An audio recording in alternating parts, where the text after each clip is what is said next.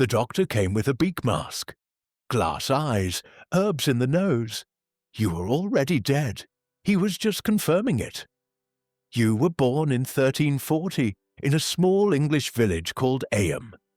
It was an idyllic place where everyone knew each other for generations, where families had built their lives for centuries. But in 1347, when you were 7 years old, terrible news arrived from Europe. A mysterious disease was killing millions of people across Western Europe. They called it the Black Death, because victims' bodies turned black after dying from gangrene. It came from Asia, brought by merchant ships from trade routes. Black rats carried infected fleas with deadly bacteria called Yersinia pestis. But no one knew this in the medieval 14th century. For them, it was God's wrath. In 1348, plague arrived in London through commercial ports. Merchant ships docked carrying goods and invisible death. Within months, the capital became a cemetery. Corpses accumulated in streets because there weren't enough gravediggers to bury all the dead. Meanwhile, your village seemed safe. It was isolated, far from major cities. Your father was a blacksmith, your mother a weaver. You had 3 younger siblings and lived in a small stone cottage. Life was simple but happy. But plague was patient. It spread slowly from cities toward countryside. It traveled with merchants, pilgrims, refugees fleeing infected cities. It was impossible to escape its deadly reach. In spring 1349, when you were 9 years old, a textile merchant arrived from London. He brought beautiful silks and wools to sell. But he also brought something invisible and dangerous, plague-infected fleas hidden in the fabrics. The first deadly symptoms appeared in your youngest brother, who was barely 5 years old. It began suddenly with high and devastating fever, violent and uncontrollable chills, severe and stabbing headache pain. Your loving mother initially thought it was just a common seasonal cold. She gave him traditional, medicinal herbs and prayed fervently for his speedy recovery. But on the second day, the terrifying characteristic buboes appeared. The buboes were painful swellings the size of eggs that appeared in the groin, armpits and neck areas. They were black as coal, hard as stones and extremely painful to even the slightest touch. When your mother touched them to examine them more closely, your little brother screamed in pure agony that echoed throughout the small cottage. On the third day, the buboes began to ooze yellowish pus mixed with bright red blood. The smell was absolutely nauseating, like rotting meat left in the summer sun for weeks. Your brother was delirious from the high fever burning his small body. He talked to people who weren't there, screamed that he saw demons in the dark corners of the room. Your father ran desperately to find the village healer. The old man examined your brother carefully and shook his head gravely with obvious despair. "It is the Black Death, it is," whispered fearfully.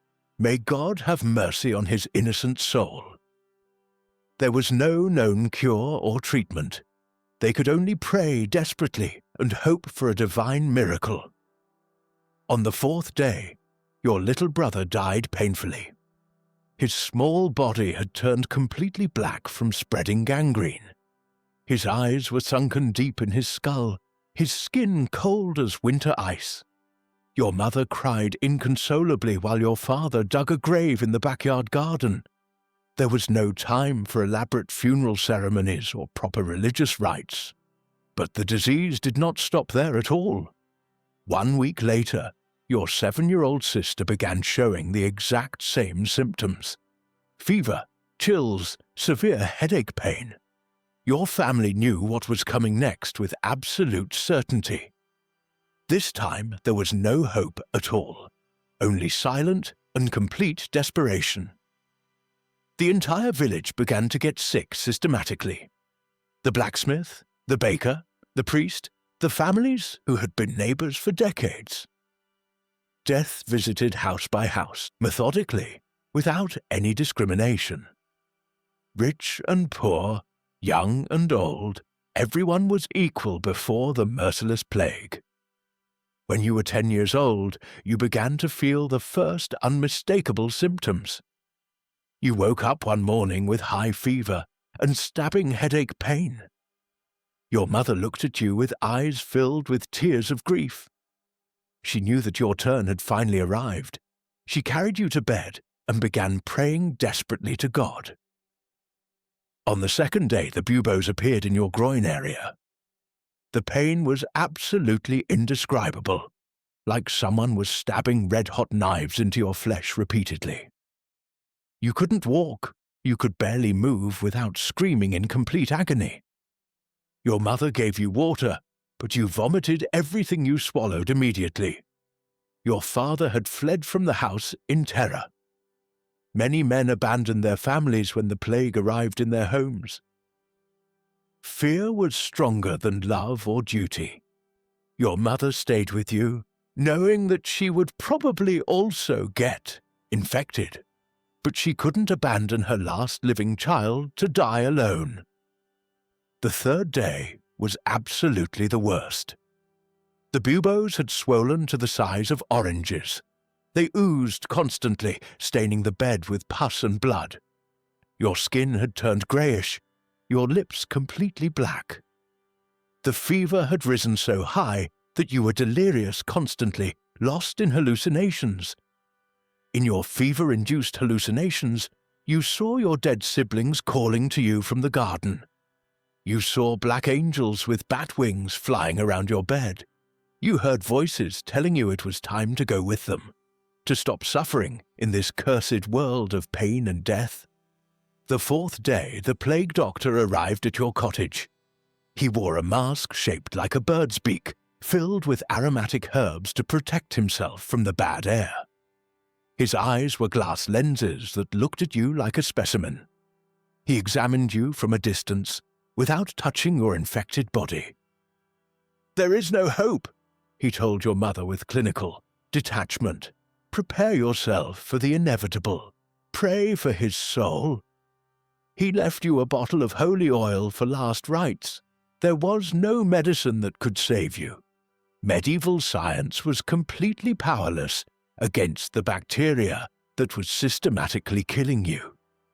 That night, your mother also began showing the dreaded symptoms.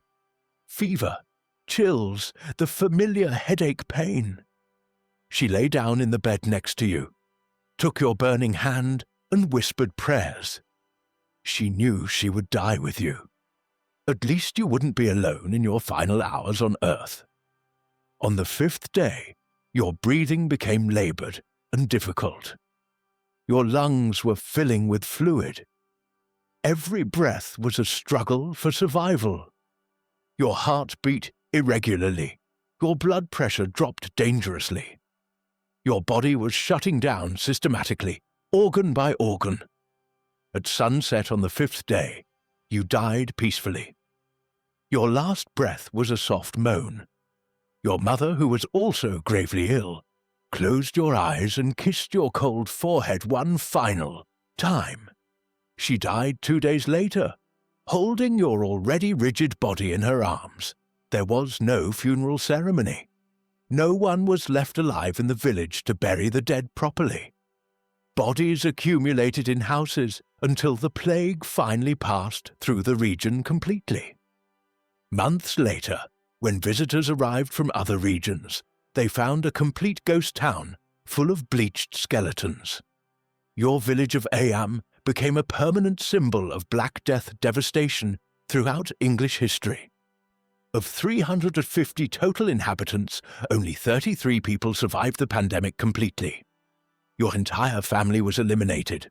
No trace of your existence remained except whitened bones in an abandoned cottage that crumbled over centuries of neglect and decay. The Black Death killed between 75 and 200 million people in Europe between 1347 and 1351 in just 4 devastating years. It eliminated between 30% and 60% of the European population permanently. It was the most devastating pandemic in all recorded human history. You were just one tragic statistic in this massive catastrophe that reshaped civilization forever. But your story represents millions of children who suffered and died during those terrible dark years. Entire families completely eliminated, whole villages totally depopulated, entire generations lost forever. The plague changed the course of European history permanently and irrevocably for all future civilizations. Centuries later, modern scientists would discover that Yersinia pestis was the specific bacteria responsible for your painful death. They would develop powerful antibiotics that could have saved your life easily with simple treatment. But you were born in the wrong era, when medicine consisted of prayers and herbs. Friends, what historical period would you specifically like to experience in the next video? Tell us detailed thoughts and opinions in the comments, and don't forget to subscribe completely.